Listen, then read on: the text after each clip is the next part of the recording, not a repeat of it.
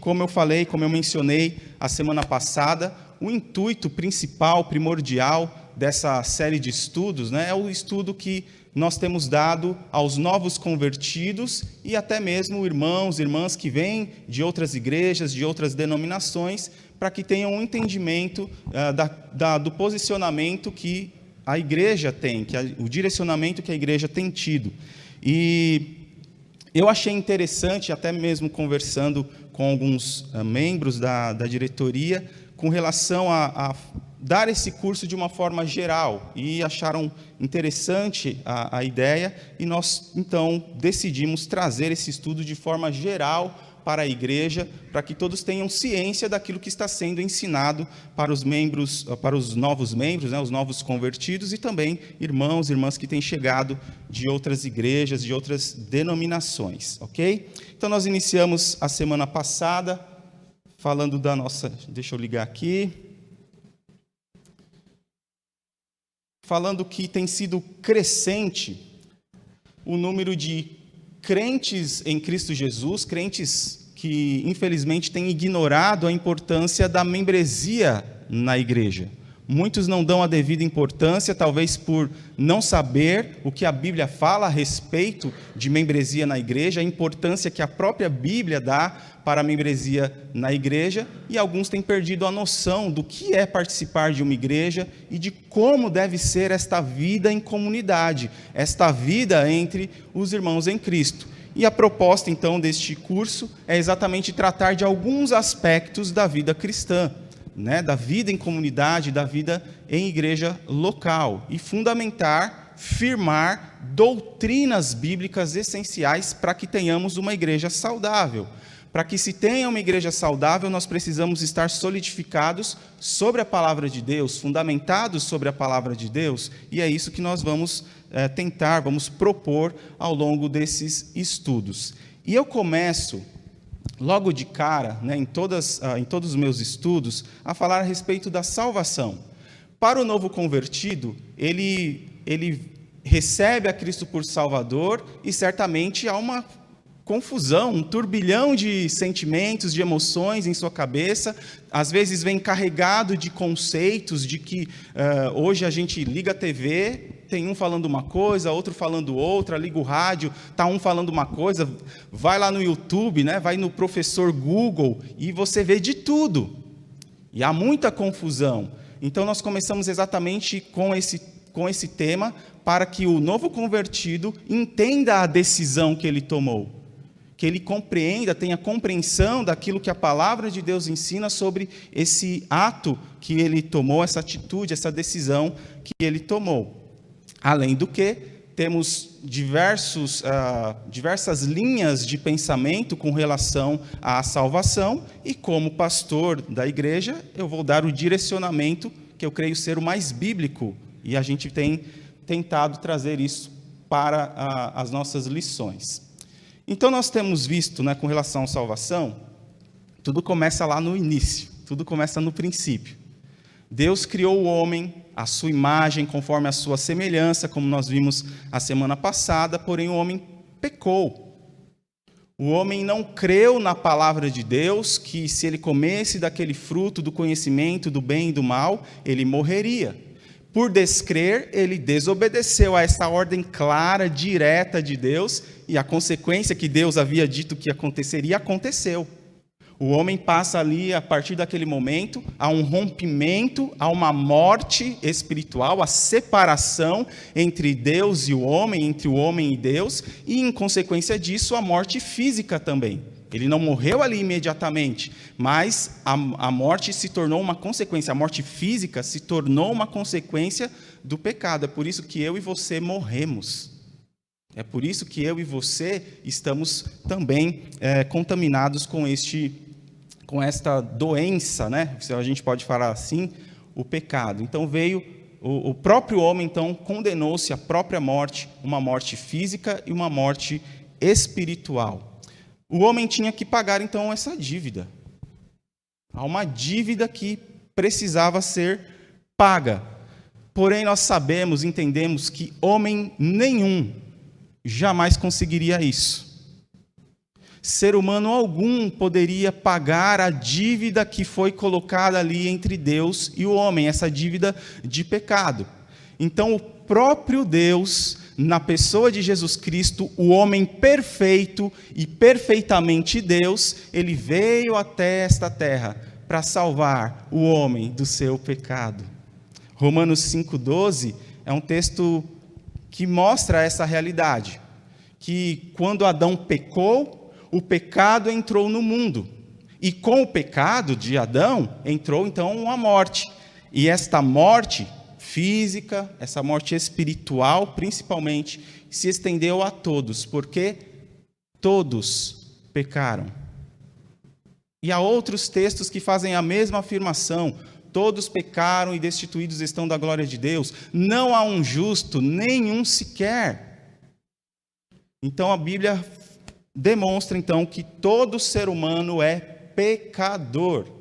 Tem essa dívida com Deus, uma dívida que nenhum ser humano poderia pagar, seria capaz de pagar. Então foi necessário Deus, num amor que é inestimável, um amor que é sem medida, não tem como vislumbrarmos tamanho amor, demonstra esse amor enviando Jesus Cristo para pagar o preço pelos nossos pecados. E toda essa obra foi feita por Jesus. Toda a obra Jesus fez. E lá em Gênesis capítulo 3, já é profetizada a pessoa do Senhor Jesus. É a primeira profecia messiânica, é a primeira profecia na Bíblia a respeito do Messias, a respeito de Jesus. Lá no início, lá no início de tudo. Farei que haja, depois que o homem peca, depois que o homem cai à queda, Deus vai trazer algumas palavras. Traz uma palavra para o homem, uma palavra para a mulher, e aqui ele está falando, se direcionando a Satanás, ali incorporado na serpente. Farei que haja inimizade entre você e a mulher, e entre a sua descendência e o descendente dela, se referindo a Jesus, a semente da mulher que viria. Ele lhe ferirá a cabeça, e você lhe ferirá o calcanhar. Lá na cruz, Jesus feriu a cabeça de Satanás. Satanás já tem a sua pena decretada. E ele sabe disso, é por isso que ele está furioso, e como tivemos estudos aí anteriores, ele está vivo e ativo nesta terra, e está atuando, ele está atuante. E ele não está nada satisfeito quando vê crentes fiéis, uma igreja fiel, crentes servindo ao Senhor, e ele quer de alguma forma tentar nos destruir. Ele veio para isso. Vendo que Jesus é profetizado, nós temos o entendimento que Jesus veio para ser a solução de Deus para mim e para você. Jesus é a única solução para este rompimento que há entre Deus e o homem. Ele é a única solução. Ele veio como homem para pagar a dívida do homem, porque somente um homem perfeito poderia pagar o preço pelos nossos pecados. E este homem perfeito é Jesus Cristo. Viveu aqui como homem, teve limitações assim como eu e você. Ele chorou, a Bíblia fala que ele chorou, que ele teve fome, teve ele teve sofrimentos, passou por tudo que nós passamos, porém sem pecado. E é por isso que ele pôde pagar a dívida que nós não teríamos e não temos condição nenhuma de pagar. Então Jesus pagou essa dívida, ele fez toda a obra, ele sofreu, ele apanhou, ele foi cuspido, por mim e por você. Mas é notável, pelo fato dele ter vindo a este mundo, que ele nos ama, e nos ama muito. Amém? É um amor que não tem como medir. E todas as pessoas que recebem a Jesus como Senhor, como seu Salvador, precisam saber o que estão fazendo. E é por isso que nós iniciamos este estudo com este tema, para que as pessoas saibam o que elas estão fazendo, tomem uma decisão consciente. E nós precisamos mostrar isso nas Escrituras. Precisamos ir para a palavra de Deus e mostrar isso nas Escrituras. Precisamos mostrar nas oportunidades que nós temos de falar com os nossos familiares, com os nossos colegas de trabalho, onde quer que nós estejamos, precisamos estar preparados para falar, para mostrar nas Escrituras a respeito do amor de Jesus Cristo, né? Falar o que a pessoa deve fazer para também aceitar a Jesus Cristo como seu Salvador pessoal. Então, o intuito desses estudos também é preparar aquela pessoa, né, discipular aquela pessoa, para que ele seja um discipulador também. Para que a pessoa que está se tornando um discípulo de Jesus tenha condições de também transmitir essa mensagem que ele recebeu a outros. Então, essa mensagem de salvação não deve ser algo que a gente deve ficar restrito a nós. Mas nós devemos transmitir a outros também, para que outros também possam aceitar a Jesus como o seu único e suficiente Salvador. E todas as pessoas que caminham, né, no caminho do Senhor, todo salvo, né, todo aquele que fala do amor de Deus, do plano de Deus para a vida do ser humano, deve crer naquilo que diz. Você, para falar algo, você precisa crer naquilo que você está falando. E crer tem a ver com viver, com prática. Então, as pessoas precisam ver em nós a pessoa do Senhor Jesus Cristo. Mais do que nas nossas palavras, na nossa conduta, as pessoas precisam ver Jesus em nós. Deve crer em Jesus como único e suficiente Senhor e Salvador. E eu quero destacar aqui essas duas palavrinhas: único e suficiente. Único porque não há outro que possa trazer salvação. Salvação só em Jesus. Amém? Salvação só em Jesus. Único. Suficiente. Porque não precisa de mais nada, acrescentar mais nada. Jesus pagou o preço, é Jesus quem é aquele que nos conduz à salvação, que foi o propício para a salvação, alguém propício para a salvação. Por isso, único e suficiente.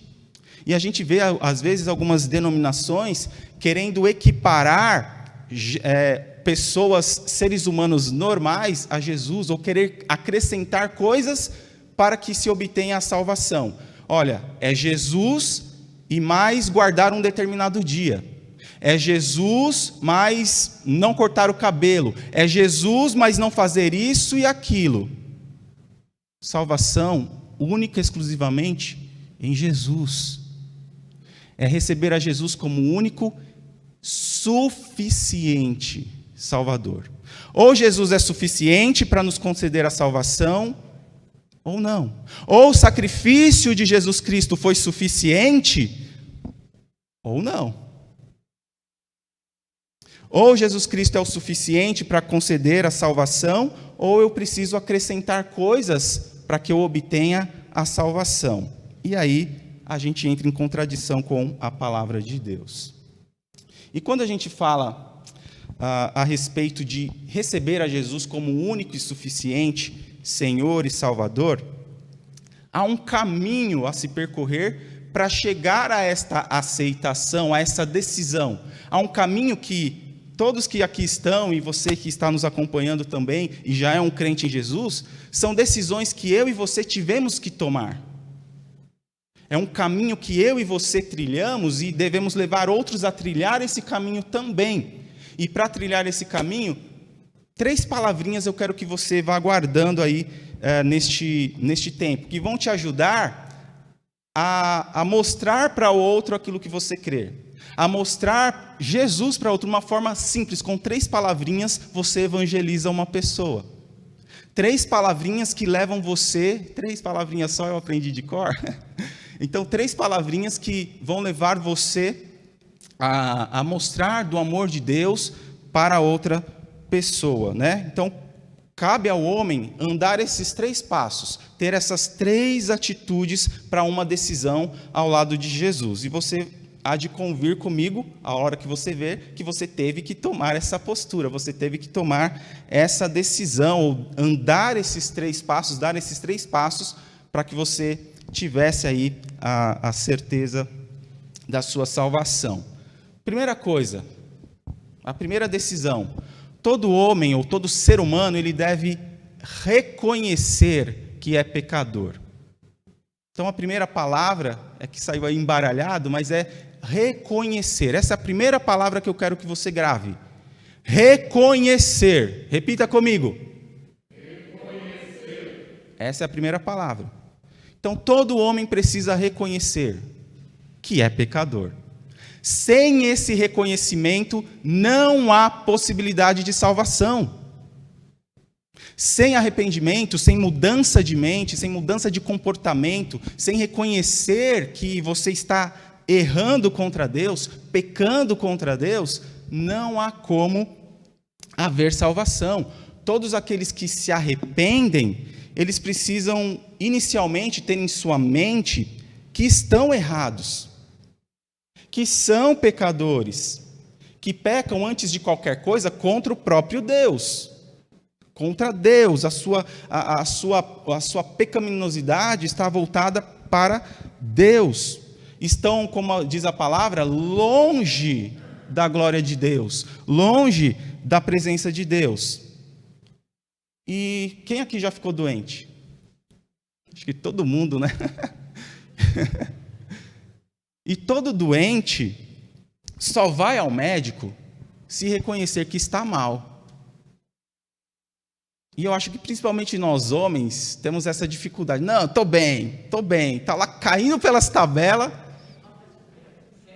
Pois é, debaixo das cobertas, com frio. Não, estou bem. Está lá quase morrendo. Não, mas eu estou bem. Então, alguém só vai procurar um médico se reconhece que eu estou mal. Eu preciso de um médico, eu preciso de uma solução. E Jesus, se nós podemos assim dizer, ele é o médico que cura toda doença espiritual. Ele cura. E o que eu quero dizer com isso? Que ele dá a salvação para nunca mais tirar. Há uma cura. Há uma cura.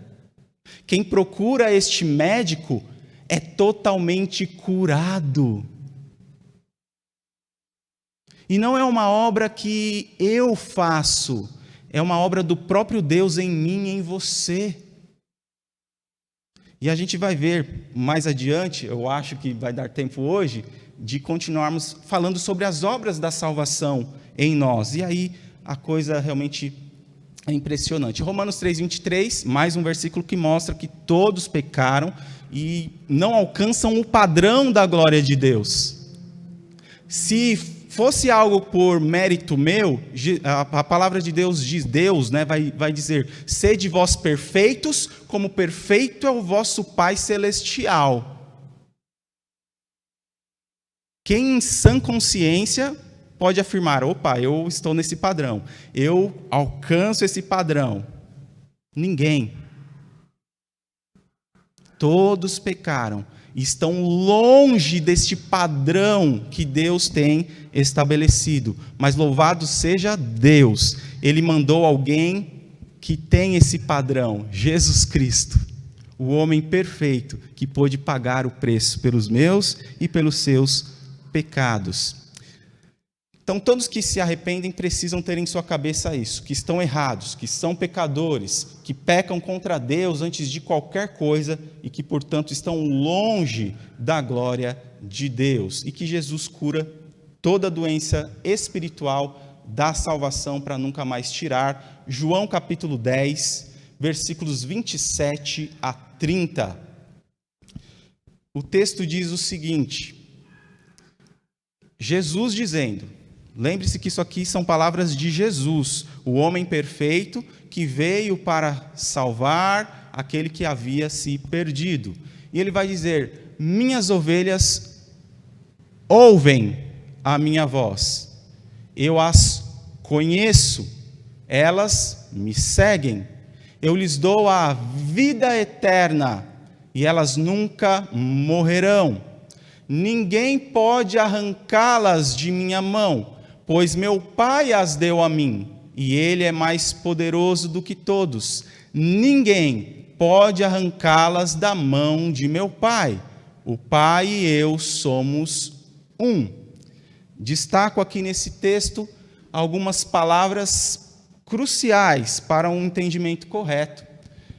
Jesus está dizendo que aqueles que são ovelhas dele ouvem a sua voz, e que ele mesmo conhece quem são as suas ovelhas. E essas ovelhas que ele conhece vão segui-lo. Ovelha de Jesus segue Jesus. E aí ele diz: dou-lhes a vida eterna. Não está dizendo eu dou-lhes uma vida temporária. É isso que o texto diz? Dou-lhes uma vida temporária. Dou-lhes uma vida eterna. O que é eterno? O que é eterno? Pergunta de escola bíblica dominical. O que é eterno? Você respondeu, para sempre. Estão respondendo aqui para sempre. Você que está aqui pode responder também no chat. Vida eterna, vida para sempre. Duas ênfases aqui também no texto. Duas palavras que eu quero destacar também. Nunca e ninguém. Nunca morrerão. Você consegue identificar um outro texto que fala dessa certeza de não morrer eternamente? Ele está relacionando morrer à vida eterna, ou seja, à morte eterna. Nunca hão de morrer eternamente, ou viver o distanciamento de Deus, a morte eterna, o que a Bíblia vai chamar de segunda morte. Quem é ovelha de Jesus não passa pela segunda morte. Nunca hão de perecer, nunca hão de morrer. Antes desse capítulo, lá no capítulo 5, Jesus vai dizer que quem ouve a sua palavra e crê naquele que me enviou, tem a vida eterna. A vida que, como você mesmo disse, é para sempre. Não entrará em condenação, passou da morte eterna para a vida eterna. Vamos lá. Nunca morrerão. Ninguém. O que é ninguém, irmão Ezequiel? Ninguém. Simples assim, né? Não, irmã Helena? Ninguém. Ou nada, se você quiser substituir. Ninguém, nada pode arrancá-las de minha mão, pois meu Pai as deu a mim. Deus Pai deu essas ovelhas para Jesus. E Ele é mais poderoso que todos. Ele é todo poderoso. Não há nada mais poderoso do que Deus. Meu Pai que as deu é mais poderoso que todos. E, portanto, ninguém, e ninguém é ninguém, é nada, pode arrancá-las da mão de meu Pai. E aí ele complementa com esse fechamento aí maravilhoso. Eu e o Pai somos um. Jesus está aqui afirmando a sua divindade. Eu sou Deus. E se Jesus é Deus, nada, nem ninguém é mais poderoso do que Ele. E Ele está afirmando: quem ouve a minha voz é minha ovelha. Eu conheço quem é a minha ovelha. E essas ovelhas vão me seguir. E eu estou garantindo que eu estou dando a vida eterna, a vida que é para sempre. Então nunca vão morrer, nunca vão perecer eternamente. E ninguém vai poder arrebatá-las, tirá-las da minha mão. Meu Pai, que é maior que todos, deu elas para mim.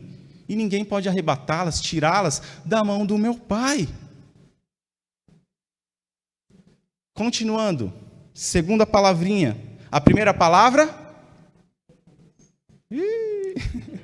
Primeira palavra? Reconhecer. Segunda palavra, para que você possa levar outros a Jesus de forma simples. Todo ser humano deve crer que Jesus pagou nossa dívida. Segunda palavra, então, é crer. Reconhecer, crer. Reconhecer que é pecador, e crer que Jesus pagou a dívida. Você se lembra ou se recorda quais foram as últimas palavras de Jesus na cruz do Calvário antes de expirar? Ou qual é a última palavra, na verdade? Que é uma palavra no grego.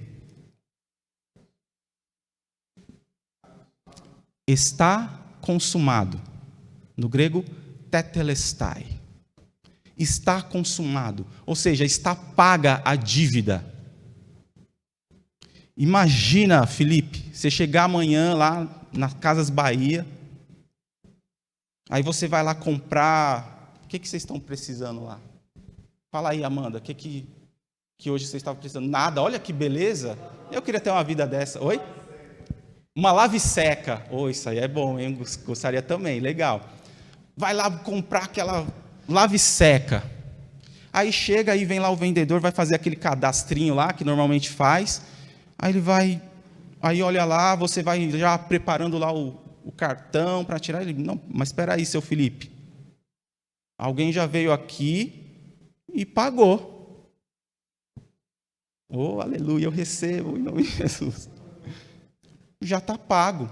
Olha, e ainda, inclusive, disse que você pode levar o que você quiser para o resto da sua vida, que já está pago. Que maravilha! Claro que isso está muito abaixo, muito aquém do sacrifício de Jesus Cristo. Eu fiz aqui simplesmente uma comparação para tentar trazer para a nossa compreensão, para a nossa dimensão, aquilo que Jesus Cristo fez na cruz do Calvário. Ele pagou a sua dívida para sempre.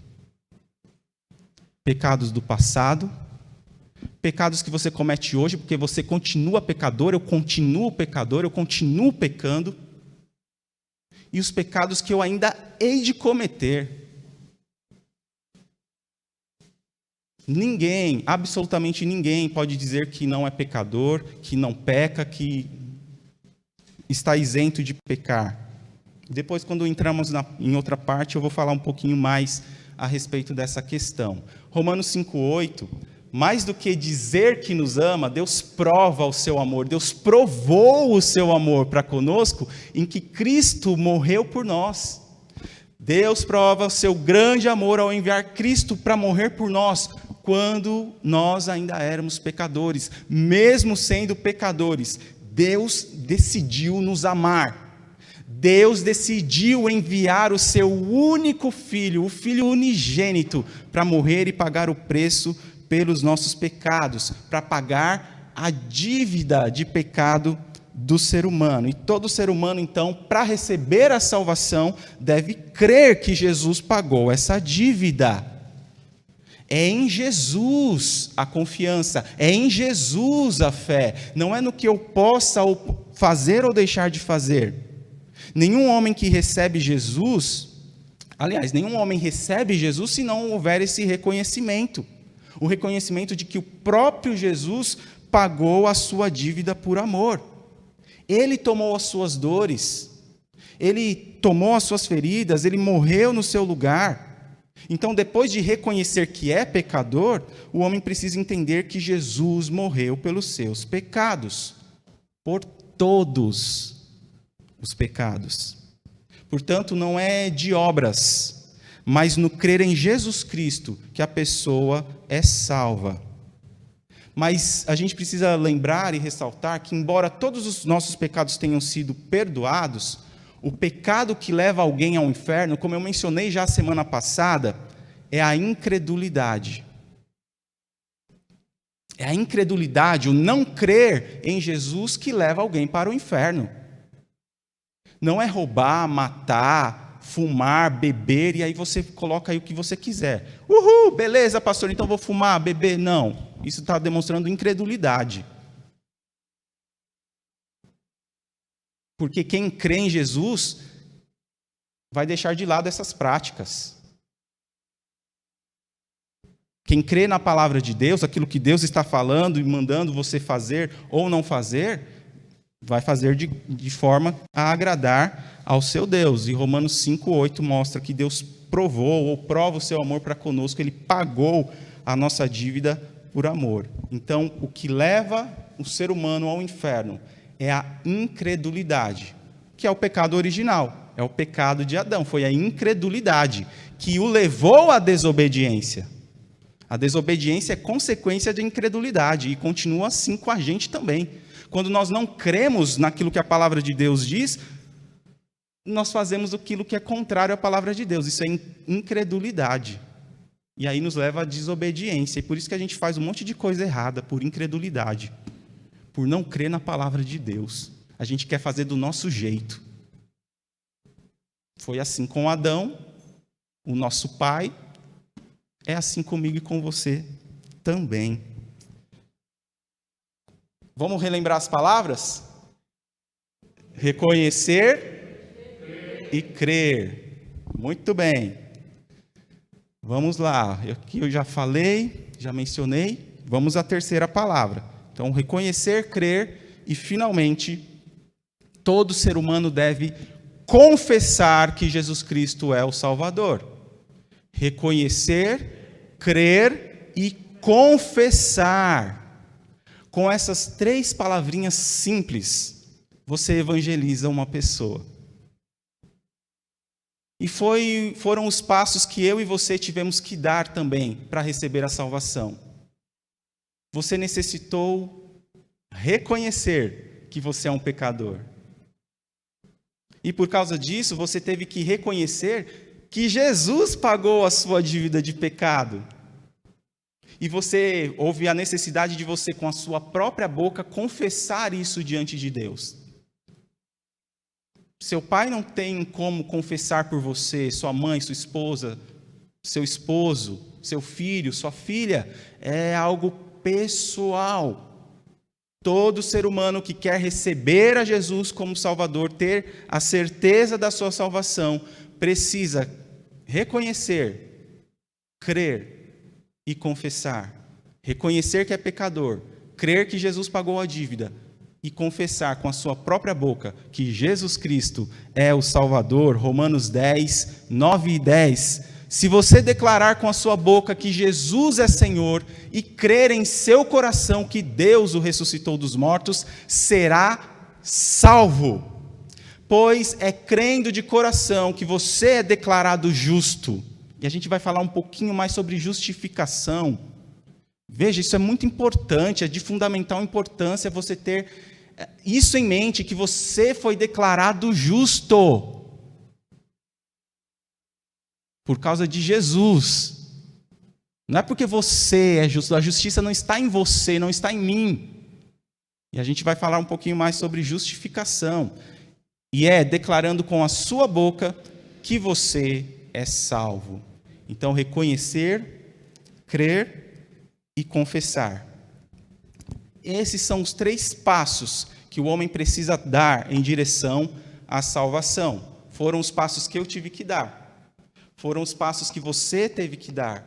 São os passos que você deve motivar aqueles que estão ao seu redor a dar. E você pode, a partir de hoje, então, com essas 3 palavrinhas, levar alguém a Cristo reconhecendo, crendo e confessando. Tá bom? Muito bem. Dentro da salvação,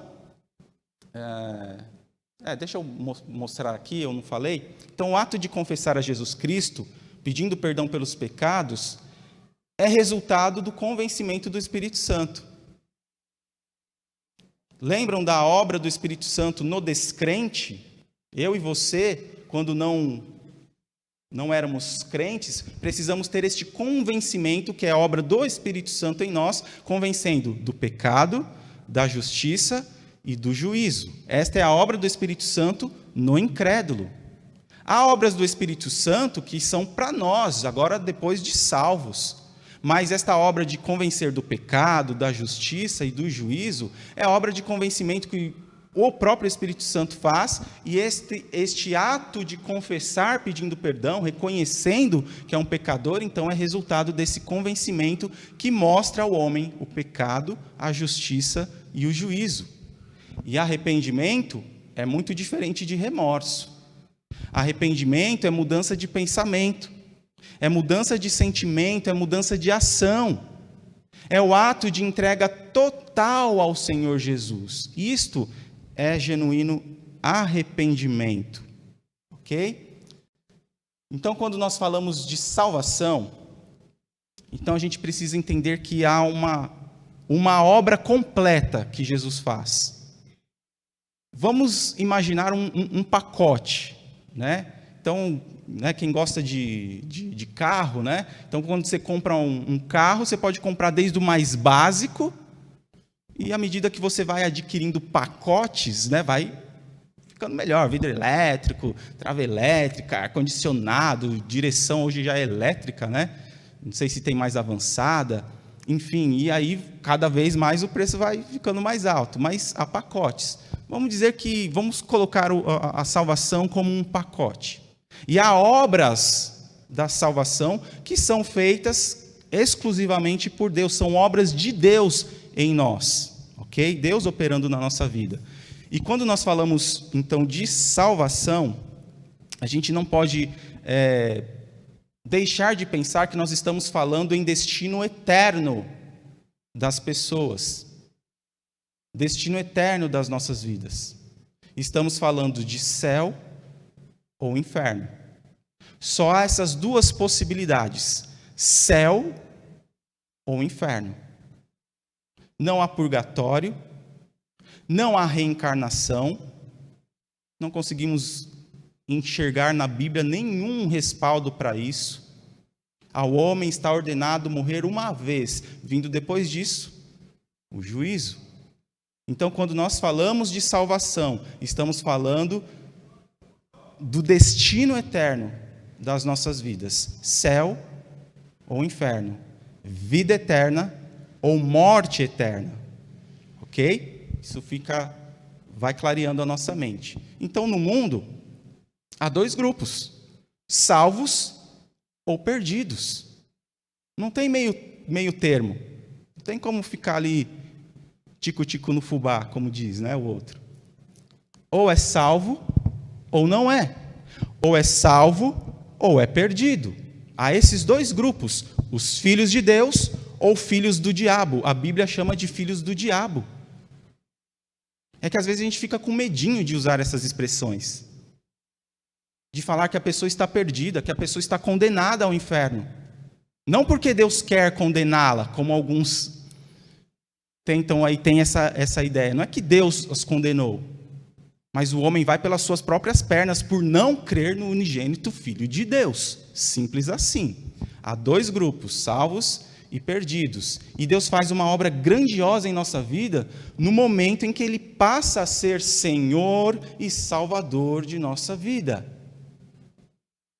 E aqui eu quero destacar também: Senhor e Salvador, ou Salvador e Senhor.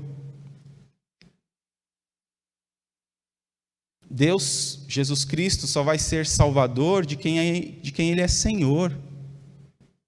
Ele só passa a ser Senhor de quem Ele é Salvador. Senhor e Salvador, Ele faz essa obra maravilhosa, ou obras maravilhosas na nossa vida. A primeira delas, regeneração, que a Bíblia vai chamar de novo nascimento. Já viu essa expressão na Bíblia? Necessário vos é nascer de novo. Novo nascimento, regeneração. Ok? Uma obra de Deus em mim e em você. No momento da nossa salvação, no momento em que reconhecemos, cremos e confessamos, somos regenerados, obra do Espírito Santo na minha e na sua vida. É a regeneração, é o novo nascimento.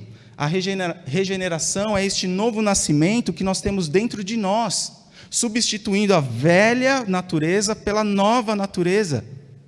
Isso significa que você ganhou a vida de Deus em acréscimo à sua vida natural. Você antes tinha apenas a sua vida natural, mas agora você recebeu uma vida espiritual, a vida do próprio Deus em você. Então, este novo nascimento, ou regeneração, a gente vai chamar de regeneração, é a entrada da vida de Deus dentro de você. por intermédio do Espírito Santo, né, que passa a habitar a todo aquele que crê em Jesus. Então, Jesus é quem promove isso dentro de nós, com a finalidade de nós mudarmos completamente o nosso estilo de vida. E essa mudança sempre é de dentro para fora. Essa é a mudança que o Espírito Santo faz na nossa vida, no momento da conversão. Ela é feita de dentro para fora, nunca de fora para dentro. Então não adianta estar de terno e gravata, saia lá no pé. Não é de fora para dentro, é de dentro para fora. A mudança que acontece interiormente vai ser demonstrada exteriormente. É sempre de dentro para fora. E depois de ter um encontro pessoal com Deus, você percebe que algo diferente acontece com você. Quando você reconhece, crê e confessa, você percebe que algo diferente acontece. De uma forma bastante íntima, você sabe que você não é mais a mesma pessoa. Você percebe que algo mudou dentro de você. Claro que por fora você é a mesma pessoa. Você tem ali os mesmos trejeitos, a mesma face, enfim, por fora você é a mesma pessoa. Mas algo incomum acontece dentro de você, algo revolucionário acontece dentro de você. É a obra, a ação da regeneração que o Espírito Santo faz na sua vida. E aí, coisas que antes lhe atraíam, agora não te atraem mais. As coisas velhas já passaram, eis que tudo se fez novo, né? Diz as Escrituras.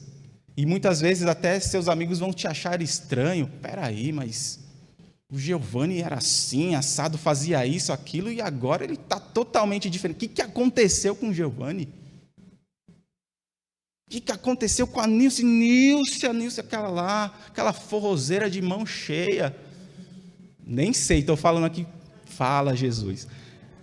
Estou falando aqui por falar, tá? Nem sei da vida antiga da irmã.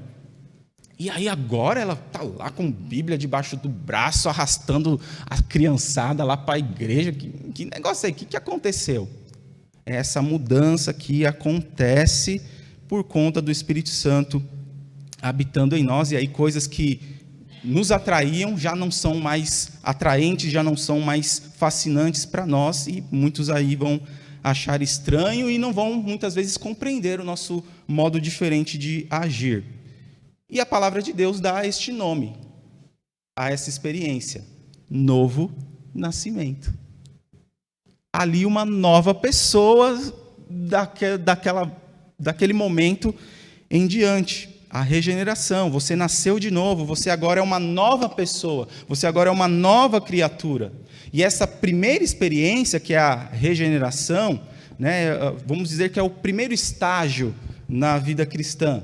É o ponto de partida para o seu crescimento em Deus.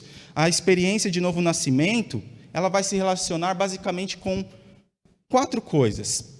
Mas antes vamos ler aí o texto de João 3, que fala desse novo nascimento. Lembram-se? Nicodemos vai à noite procurar Jesus, né?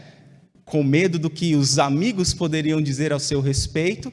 E aí Jesus vai dizer a ele: eu lhe digo a verdade, quem não nascer de novo não verá o reino de Deus. Como pode um homem velho nascer de novo? Perguntou Nicodemos. Acaso ele pode voltar ao ventre da mãe e nascer uma segunda vez?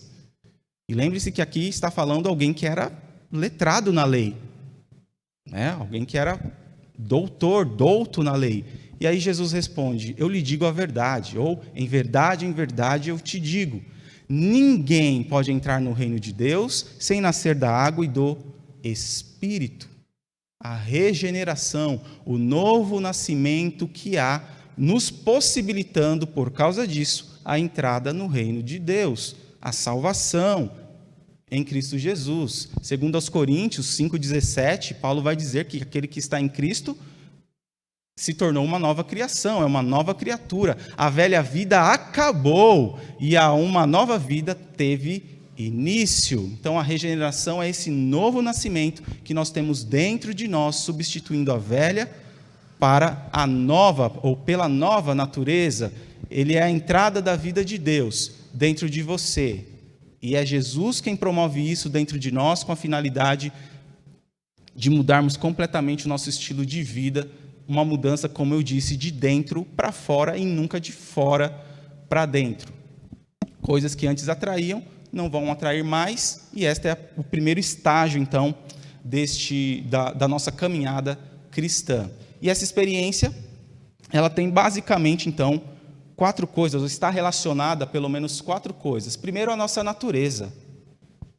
Essa regeneração, este novo nascimento, tem relação com a nossa natureza. Lá em Jeremias, capítulo 17, versículo 9, a palavra de Deus diz que o coração humano é mais enganoso que qualquer coisa e é extremamente perverso. Quem sabe de fato o quanto é mal?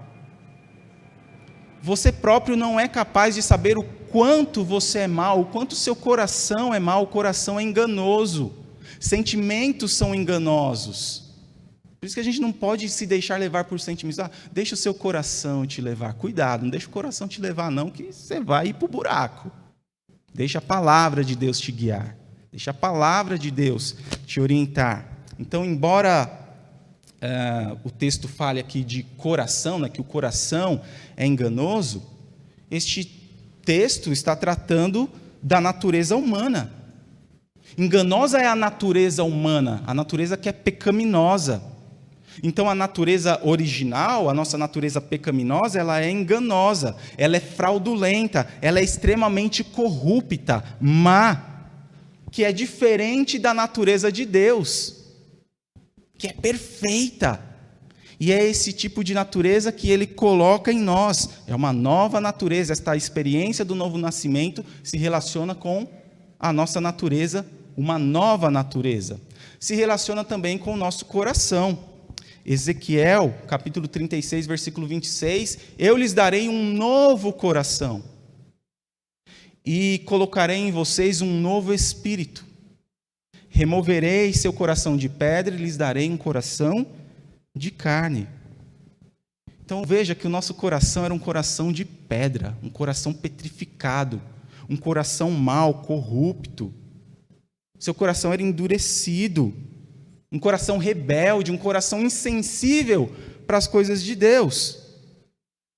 Mas um dia você reconheceu, você creu, você confessou e houve essa transformação pelo convencimento do pecado, da justiça e do juízo, obra do Espírito Santo em você, e houve essa mudança de um coração de pedra para um coração de carne. Um coração que se inclina a Deus, um coração que entende as coisas de Deus, um coração que se humilha ao invés de se rebelar diante de Deus. Tem a ver também com o nosso espírito. Efésios capítulo 2, versículo 1, vocês estavam mortos espiritualmente por causa de sua desobediência e seus muitos pecados. Vós estáveis mortos em vossos delitos, em vossos pecados, mas Ele vos revivificou, Ele vos deu vida novamente, vos deu uma nova vida. Então o nosso espírito também é vivificado. Nosso espírito estava morto para Deus, e é o Espírito que faz-nos entender as coisas de Deus. É o espírito humano que tem essa relação com o Espírito de Deus, nos fazendo entender as coisas de Deus. E essa experiência de novo nascimento também está relacionada com a vida de Deus. Efésios 4,18 fala que a mente deles está mergulhada na escuridão, andam sem rumo, alienados da vida que Deus dá, pois são ignorantes e endureceram o coração para Ele. Eu e você estávamos separados de Deus, separados da vida com Deus. E uma vez que a natureza de um homem não regenerado é corrupta, uma vez que o seu coração é endurecido para com Deus, para com as coisas de Deus, uma vez que o seu espírito está morto para Deus, isso faz essa separação da vida de Deus.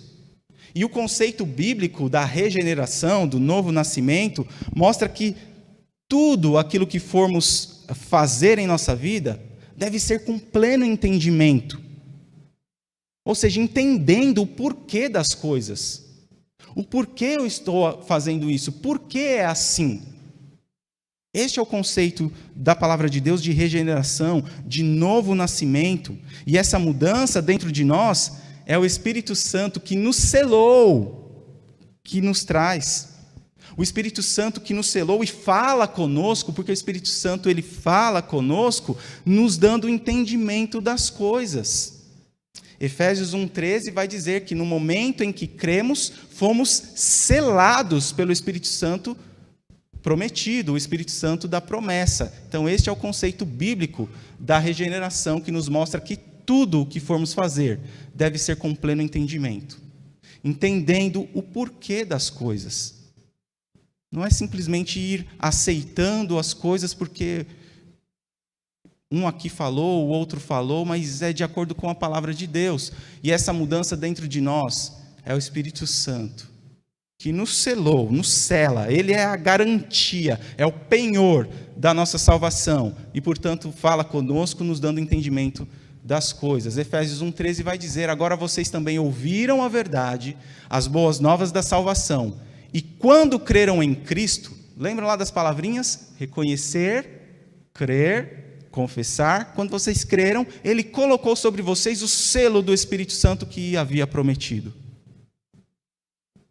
O Espírito Santo já temos no Velho Testamento, né, os profetas profetizando, prometendo, há a promessa no Velho Testamento da chegada do Espírito Santo, do derramar do Espírito Santo. Algo que aconteceu lá em Atos 2. E a partir daquele momento em diante, então, todo salvo em Cristo é selado. Todo aquele que reconhece, crê e confessa, recebe esse selo de garantia. Este é filho de Deus. Ok? Então temos aí esta obra maravilhosa da regeneração, obra do Espírito Santo feita em nós. Mas há uma segunda obra aí dentro deste pacote chamado salvação, a justificação. Justificação. O que é uma justificativa? Ou o que é você se justificar?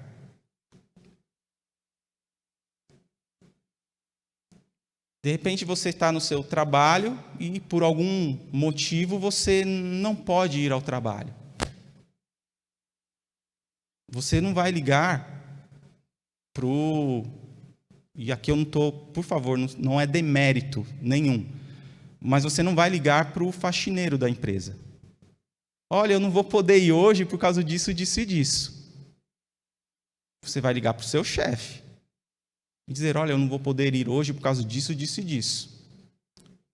Se no dia seguinte alguém vier com gozação, o chefe está sabendo, eu estou justificado.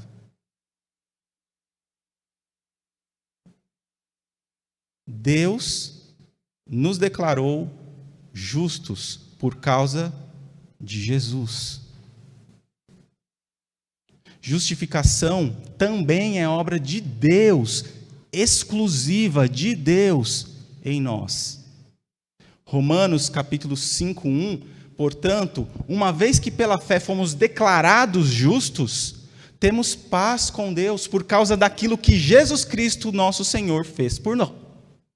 Fez por nós. Outra versão vai dizer, justificados, pois, pela fé, temos paz com Deus por nosso Senhor Jesus Cristo. Tá?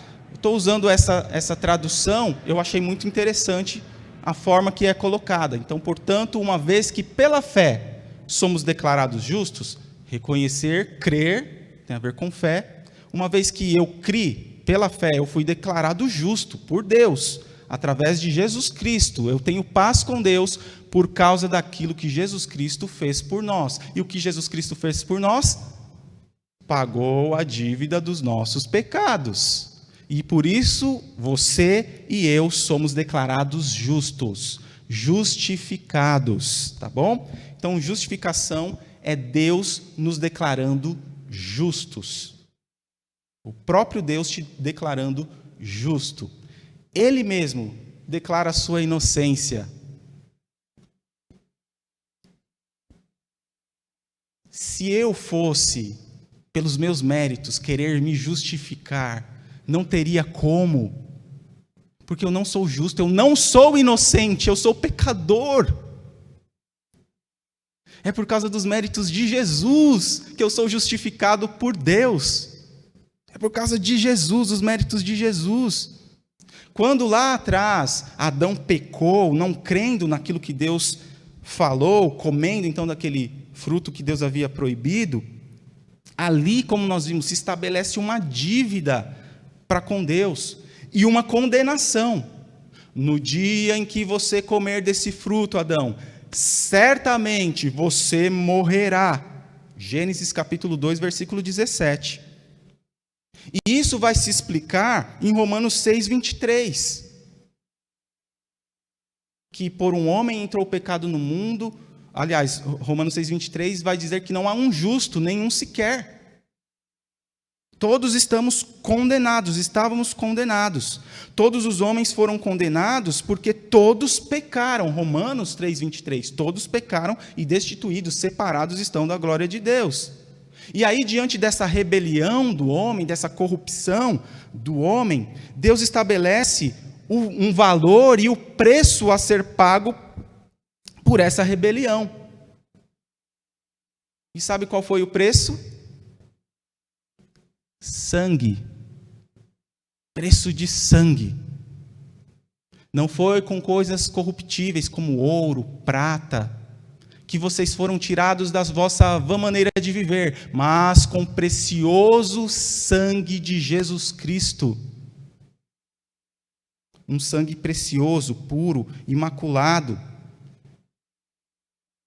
Foi um homem puro e perfeito que teve que morrer por todos os homens, porque se o homem pecou, ele deveria pagar.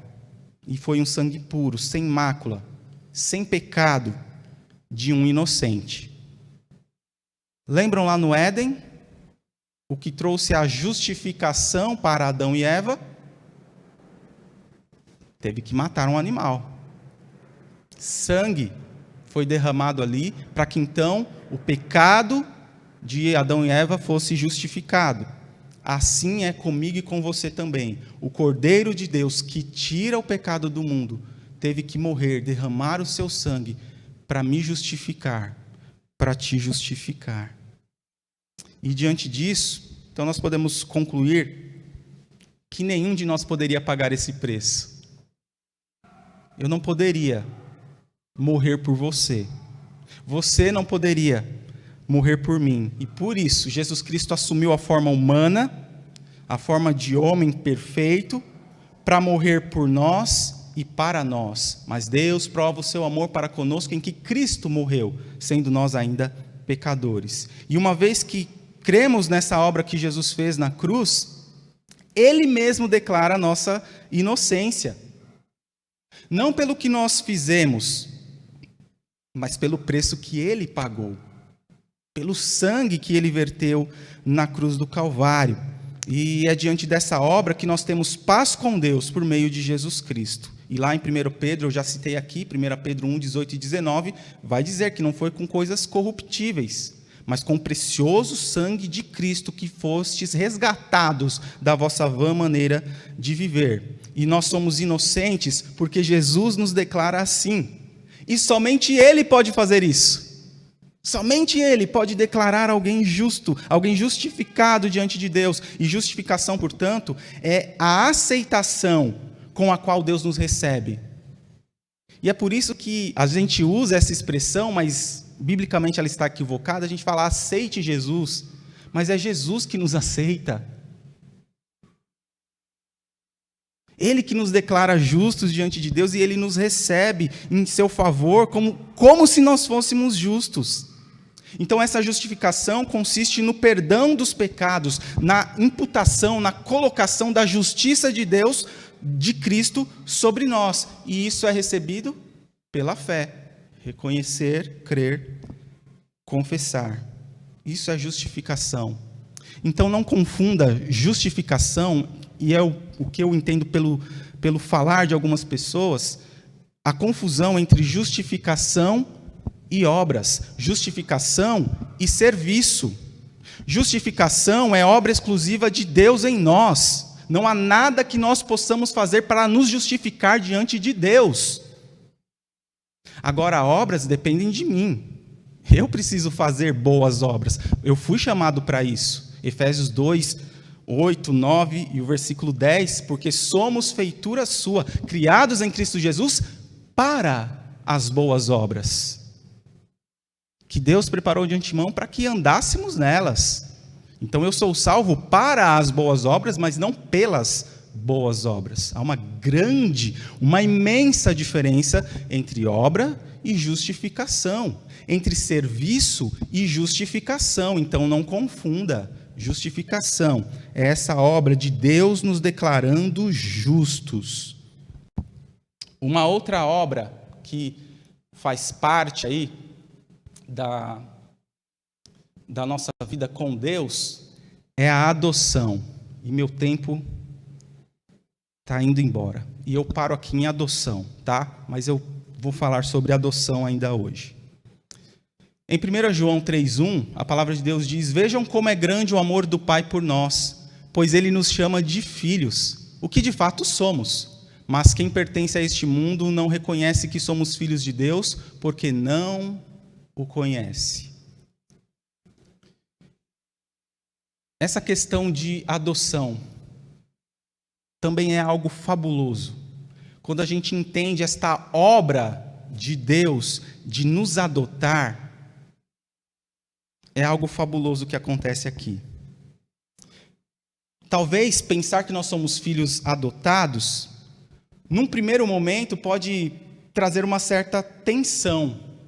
Porque na nossa cultura, talvez, até pouco tempo, na verdade, o filho adotivo não tinha os mesmos direitos do filho natural. Até bem pouco tempo, algumas décadas atrás, o filho adotivo não tinha os mesmos direitos do filho biológico.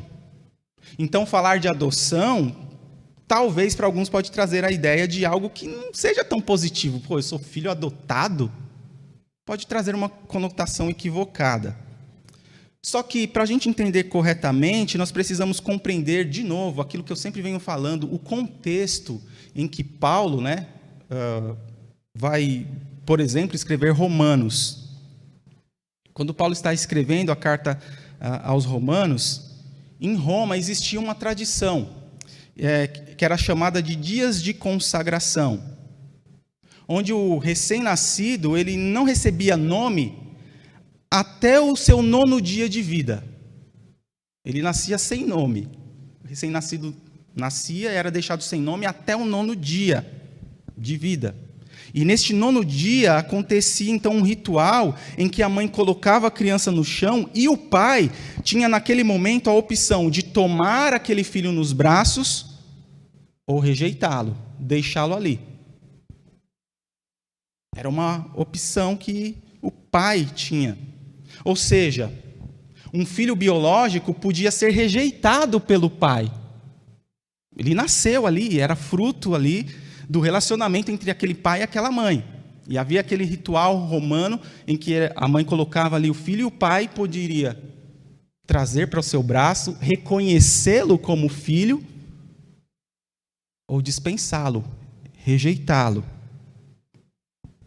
E por qualquer que fosse o motivo, talvez por achar que aquele filho não teria uma saúde plena, ou que aquele filho não seria um motivo de orgulho para a família, então o pai simplesmente rejeitava.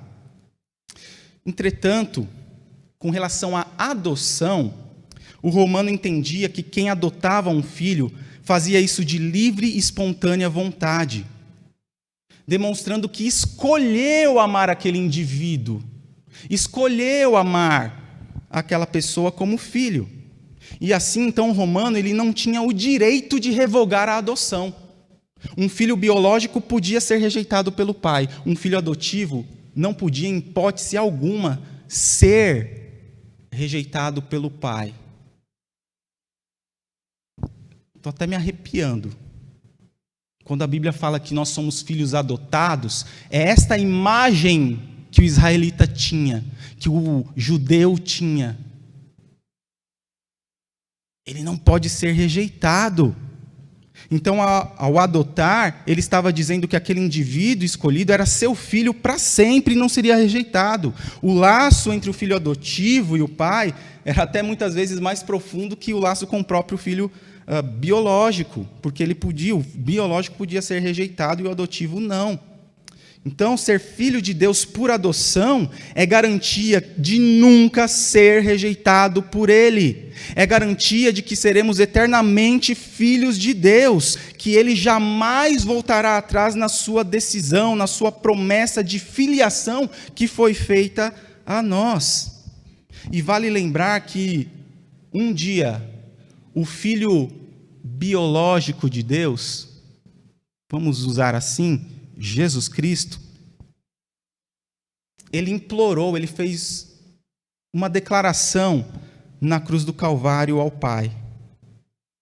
Deus meu, por que me desamparaste? E naquele momento o Pai não o tomou nos braços, por causa de mim e de você, por causa dos meus e dos seus pecados. Ele foi rejeitado. E com esse gesto, naquele momento, Deus, o Pai, estava providenciando a possibilidade de todo aquele que reconhece, crê, confessa, de ser adotado como filho. Portanto, é maravilhoso ser filho adotivo de Deus. É maravilhoso pensar sobre adoção como obra da salvação de Deus em nós. É maravilhoso, porque nós fomos escolhidos. Deus, por seu amor, dentro da obra que Ele faz, imediatamente após a nossa conversão, Ele nos adota como seus filhos. E essa adoção é o que nos dá a fé, a certeza de dizer que Deus é nosso Pai. E nessa adoção, então, uma troca de posição. É a certeza de dizer que Ele é nosso Pai. Nós éramos antes inimigos e agora somos tidos como filhos de Deus. Antes inimigos, agora filhos de Deus por adoção. Isso é maravilhoso, pelo menos para mim isso é tremendo e fortalece, robustece cada vez mais a minha fé, a minha certeza, segurança da minha salvação. Em 1 Pedro 1,15, agora, porém, sejam santos em tudo o que fizerem, como é santo aquele que vos chamou. Uma outra obra que Deus faz em nós, santificação, que nós veremos a semana que vem, tá bom? Deixa eu ver aqui se temos comentários, perguntas, e qualquer irmão aqui também quiser, desejar aí fazer perguntas, comentários acerca do que foi exposto, fiquem à vontade. Deixa eu ver quem mais chegou aqui. Irmã Célia chegou. Irmã Irene, Deus abençoe, irmã Irene. Estamos orando aí pelo papai, pela recuperação, que brevemente ele esteja novamente em casa. Irmã Selma, irmão Daniel, também bom dia. Olha o Pedrão também chegando. Bom dia, Pedrão. Irmã Ana Prado também dando o seu bom dia aqui. Irmão Júlio também dando o seu bom dia, a paz do Senhor, saúde para todos. Irmão Anderson Gomes também desejando um bom dia. Irmã Rejane dando o seu bom dia. O irmão Macedo dando o seu bom dia, acompanhando do serviço. Deus abençoe aí o seu dia de trabalho, meu irmão. Irmão Virgulino também dando o seu bom dia com a paz do Senhor Jesus. Irmã Silene também chegou por aqui dando o seu bom dia. Muito bem, que bênção podermos desfrutar deste tempo, né, maravilhoso que Deus tem nos abençoado. E eu recebi aqui um comentário a respeito do que acabamos de dizer. Quem nasceu apenas de Adão, nasceu para morrer. Quem nasceu em Cristo, nasceu para nunca mais morrer. Isso é tremendo. Assim como Adão me apresenta para a morte, Jesus me apresenta para a vida. Ele é o segundo Adão. Lembram dessa expressão que a Bíblia usa? Que Jesus Cristo é o segundo Adão que escolheu não pecar. O primeiro Adão, pisou na bola, escolheu pecar. E é este segundo Adão que nos representa. Não o primeiro, mas o segundo Adão, ele me representa. Ele pode nos declarar justos por Jesus. Deus derramou sua ira no Filho. O preço foi pago. Deus desvia de mim a sua ira, pois tenho Jesus como meu substituto. É simples, porém grandioso. E com relação à adoção, ele nos acolheu. Então é tremendo, é tremendo, é tremendo. Aquilo que Deus, na pessoa de Jesus Cristo, providencia para mim e para você através da salvação. Ele providencia a regeneração, o novo nascimento. Ele providencia a justificação. Ele te declara justo. Não é o que você faça ou deixa de fazer. É o que Cristo fez. E Ele te acolheu como filho, te adotou como filho. Isso é impagável, isso não tem preço.